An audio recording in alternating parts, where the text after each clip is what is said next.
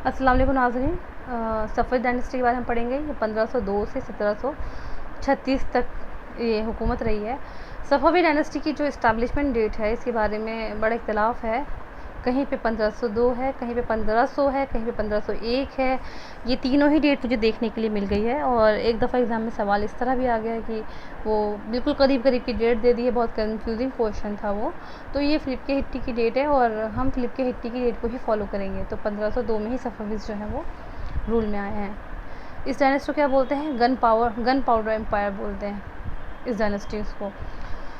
Ismail was the founder of the Safavid dynasty, the most glorious of the native dynasties of Muslim Persia। ठीक है, तो मुस्लिम Persia में जो है जितनी भी डायनेस्टीज़ कायम हुई हैं उनमें क्या है, सबसे ज़्यादा ग्लोरियस, सबसे ज़्यादा मतलब जिसकी शान हो, जिसकी दूर दूर तक उसकी बात हो, तो वो डायनेस्टी कौन सी? सफ़वी थी। हालांकि कचारी डायनेस्टी भी वहाँ पे कायम हुई है, पहलवी हुई है, लेकिन सबसे ज़्यादा जिसका नाम हो वो सफ़वी डायनेस्टी का हुआ। और इस डायनेस्टी का बानी कौन था? इस्माइल था। और ये जो सफ़वी कहलाते हैं, तो ये अपने सफ़ीउद्दीन, ये इनके शेख सफ़ीउद्दीन को ये लोग जो है इनके ये मुक़द्दस शेख हैं, इनके नाम पर जो है इस डायनेस्टी का नाम सफ़वी के पड़ा है। और इस्माइल जो थे वो कौन थे? उसके छठे डिसेंट हैं, यानी कि उनके नस्ल के छठे इंसान हैं। The family trace its origin to the 7th imam. और क्या कहते हैं ये इस्माइली, क्या कहते हैं? ये क्वेश्चन पेपर में एक बार आया हुआ है कि इस्माइली जब अपना जो सफ़वीज़ हैं वो अपना किससे मिलाते हैं, अपना ओरिजिन किससे मिलाते हैं? 7th इमाम मूसा काज़िम से। मूसा काज़िम कौन है? यानी कि मूसा काज़िम जो लोग 12 इमामों की फ़हरिस्त को मानते हैं उसके तहत 7वें इमाम मूसा काज़िम हैं। लेकिन जो लोग इस्माइली होते हैं, जो 7वें पे ख़त्म कर देते हैं, तो वो इस्माइल को मानते हैं, इसलिए वो इस्माइली कहलाते हैं। And became adherent in its schism. और शिज़म के बहुत ज़्यादा वो मतलब उसको पैट्रनाइज़ करने वाले, उसके बहुत ज़्यादा दिलदादा और उसको बहुत ज़्यादा फैलाने वाले बने और उसको बहुत अच्छा समझते थे। Its founder on his accession declared schism. ठीक है, more particularly the doctrine of the 12 वर्स। ठीक है, 12 डॉक्ट्राइन को ही मानते हैं। और जब ये हुकूमत में आए तो इन्होंने क्या किया, जो है डिक्लेयर शिज़म, पूरे राज्य को जो है, यानी कि पूरा जो उनका जो अहाता इनके अंदर आता था उसको पूरे को जो है इन्होंने शिया डिक्लेयर कर दिया। The state religion of Persia. ठीक है, स्टेट रिलीजन ऑफ पर्शिया का क्या बन गया? शिया बन गया। अब ये चूँकि शिया डायनेस्टी थी, सफ़वी डायनेस्टी, और इसके पैरेलल में दूसरी डायनेस्टी कौन सी चल रही थी? ऑटोमन टर्क्स चल रही थी, सुन्नीस की। तो क्या होता है कि बायज़ीद का बेटा सलीम अव्वल, इसके दरमियान और जो इस्माइल थे, यानी कि जो सफ़वीज़ थे, उनके दरमियान हमेशा जंग होती रहती थी। 1514 में जो है इनकी चालदरान के मकाम पर जंग हुई, जिसमें क्या हुआ, टर्क्स ने क्या किया, इस्माइल की कैपिटल तब्रेज़ पर कब्ज़ा कर लिया। तब्रेज़ पर कब्ज़ा कर लिया, मेसोपोटामिया पे कर लिया, और आर्मेनिया के कुछ एरिए पे 1515 तक कर लिया। 1514 में जंग हुई है और 1515 तक जो है इन्होंने इन 3 इलाकों पर जो है कब्ज़ा कर लिया, तब्रेज़, मेसोपोटामिया और पार्ट ऑफ आर्मेनिया, कुछ पार्ट ऑफ आर्मेनिया पर। अच्छा, ये जंग हुई, इन्होंने कुछ इलाकों पर कब्ज़ा किया, लेकिन सफ़वी डायनेस्टी ख़त्म नहीं हुई थी। सफ़वी डायनेस्टी का एक और इम्पॉर्टेंट इवेंट क्या है? मर्ज दाबिक का मामला, जो कि 24 अगस्त 1516 में हुआ था। ये डायनेस्टी जो कायम हुई थी, कहाँ हुई थी? आज़रबाईजान में अर्दबील के शहर में कायम हुई थी। और ये डायनेस्टी जो थी, ये ईरानी डायनेस्टी, ये कुर्दिश ओरिजिन डायनेस्टी थे, यानी कि इनका जो ओरिजिन मिलता है वो कुर्द से जाके मिलता है। कुर्दिश और कौन थे? सलाउद्दीन अय्यूबी कुर्दिश से। Qizilbash was a kind of a cap with 12 gold crimson indicating their adherence to the 12 imams and Sheikh Haider, the spiritual leader of Safavid dynasty, Safvi order. ठीक है, अच्छा, ये डायनेस्टी जो है ये पहले क्या था? एक सफ़वी ऑर्डर था, यानी जिससे कोई सूफ़ी सिलसिला होता है उसे सफ़वी सिलसिला था, जिसके स्पिरिचुअल लीडर जो है वो शेख सफ़ीउद्दीन हैं। और इनके एक स्पिरिचुअल लीडर कौन है? हैदर है। ये क्वेश्चन पेपर में आ चुका है। शेख हैदर कौन थे? इनके स्पिरिचुअल लीडर थे। और इनका जो ख़ास एक क्या है? क़िज़लबाश जो है ना, वो एक इस तरह की यूँ ऐसे टोपी टाइप से है कुछ, जो वहाँ के आदमी पहनते थे। तो ये जो हिस्सा होता है इसका, ये लाल रंग का होता था। और इसमें क्या होते थे? 12 कंगूरे, ऐसे 12 कंगूरे होते थे, 12 इमामों के नाम से।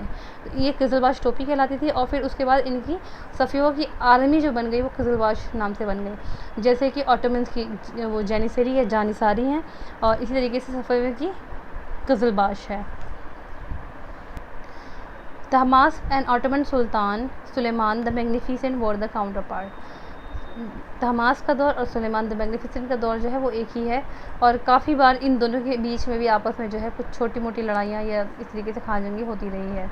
The war between Safavids and Ottomans continued until Shah Abbas retook the area lost to the Ottoman by 1602।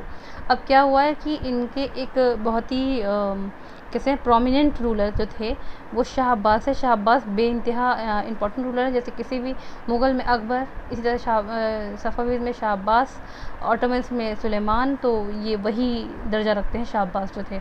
अब ऑटोमन जो सफ़ाविद और ऑटोमन के बीच में वो लड़ाई चलती थी, कब तक चली है? 1602 तक चली है, जब शाह अब्बास ने क्या किया, सारे के सारे वो एरिया वापस ले लिए जो कि ऑटोमन ने पहले छीने थे।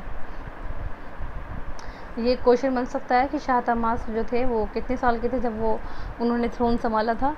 तो वो कौन थे? 10 साल के थे बस। Tahmasp moved his court from Tabriz to Qazvin. Tahmasp में क्या किया? अपना कोर्ट यानी कि दारुल खिलाफा जो है वो तबरेज़ से कज़वीन मुंतकिल कर लिया। Humayun sought refugee at the court of Tahmasp in Qazvin. तो जो हुमायूं ने जो अपना रिफ्यूजी जो इनके यहाँ पनाह ली थी वो कहाँ ली थी? कज़वीन में ली थी। ये इंपॉर्टेंट पॉइंट है। 1543 में कज़वीन की इन्होंने पनाह ली थी। He had given shelter to Ottoman prince. अच्छा, इन्होंने सिर्फ हुमायूं को ही पनाह नहीं दी। हुमायूं लेकिन बागी नहीं थे, बस वो शेरशाह सूरी से जो हार गए थे तो वहाँ से आ गए थे। लेकिन ऑटोमन प्रिंस बायज़ीद जो थे ये बागी हो गए थे। बायज़ीद सन ऑफ सुलेमान, यानी कि जो सुलेमान द मैग्निफिसेंट है उनके बेटे जो बायज़ीद हैं ये बागी हो गए थे, और इन्होंने क्या किया? तहमास में इनको भी शेल्टर दिया। तो 2 लोगों को इन्होंने शेल्टर दिया, किसको? एक हुमायूं को और दूसरा प्रिंस बायज़ीद को जो कि सन ऑफ सुलेमान थे। और बाद में सुलेमान जो है वो खुद ही कुछ इनके बीच में सफ़ीविद के ऑटोमन के बीच में कुछ मुआहदे होते हैं, और वो क्या करते हैं कि जो सफ़ीर होते हैं ऑटोमन के उनको सौंप देते हैं बायज़ीद को, और फिर क्या होता है कि सुलेमान द मैग्निफिसेंट जो है वो खुद ही अपने बेटे को मरवा देते हैं। उसके बाद नेक्स्ट रूलर पे आ जाते हैं Shah Abbas. At the age of 16 he became sultan. 16 साल की उम्र में वो सुल्तान बन गए थे। बट जो रियल पावर है वो इनके मेंटोर के हाथ में थी, मुर्शिद कुली खान के हाथ में, क्योंकि ये उम्र में कम थे तो इनकी जगह पर इन्होंने जो है तो राज्य चलाया होगा। फिर इन्होंने क्या किया, जो मुर्शिद अल कुली हैं इन्होंने इनके बिहाफ पे कुछ दिन हुकूमत की है, तो इन्होंने अपना टाइटल क्या रखा? वकील रखा, यानी कि एज अ वकील वो उनके बिहाफ पर जो है काम कर रहे हैं। Abbas move the capital to Isfahan deeper into central Iran. Central Iran का बिल्कुल मरकज़ी एरिया जो है वो इस्फहान है, और अब्बास ने क्या किया? अपनी कैपिटल को कज़वीन से इस्फहान में मुंतकिल कर लिया। 3 दफ़ा इनकी जो कैपिटल बनी है, पहले जो थी वो तबरेज़ थी इस्माइल की, तहमास में कज़वीन बनाई, और फिर जब तक शाह अब्बास रहे तो कज़वीन रही। उसके बाद इन्होंने इस्फहान, निस्फ़ जहान जिसको बोला जाता है, उसको अपना कैपिटल बना लिया।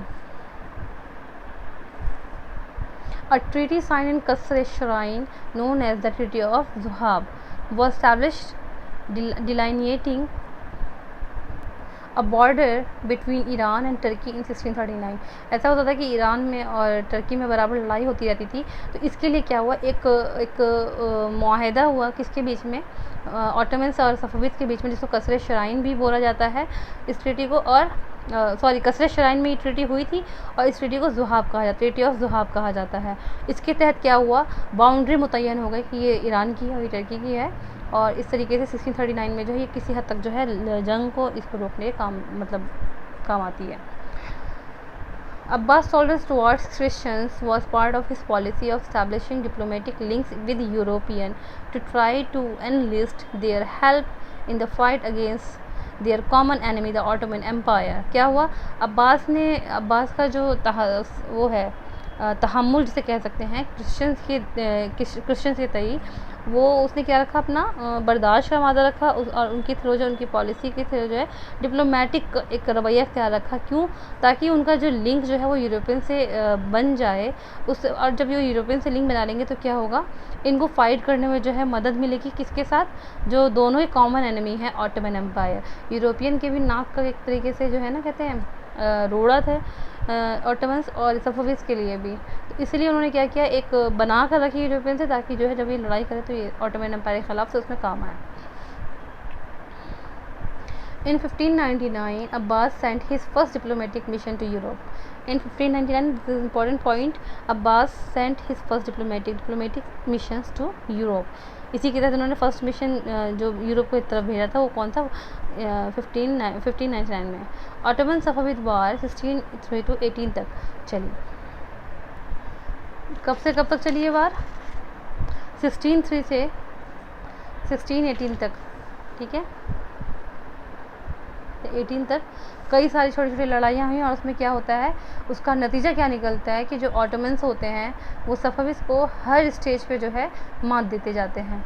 Safavid dynasty was succeeded by Nadir Shah after his invasion इन 1736.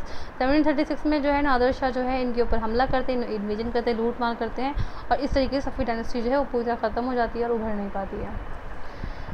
इसमें जो है फिलिप के हिट्टी के और कुछ उर्दू की बुक से और कुछ नेट का सहारा लेकर जो है इस बुक के इस जो सफावी डायनेस्टी का जो नोट है इसको तैयार किया गया है. अगर किसी के इल्म में इसके अलावा से भी कोई पॉइंट सफावी डायनेस्टी का है तो उसे कमेंट में ज़रूर लिखें ताकि हमारी नॉलेज में इजाफा हो. और यहाँ पे जो है हम एक दूसरे से अपना इल्म बांटने के लिए हैं. तो मुझे अच्छा लगेगा कि अगर आप कोई नया पॉइंट यहाँ पर ऐड करेंगे कमेंट में. ठीक है, फिर हम अगले वीडियो मिलेंगे. अल्लाह हाफिज़.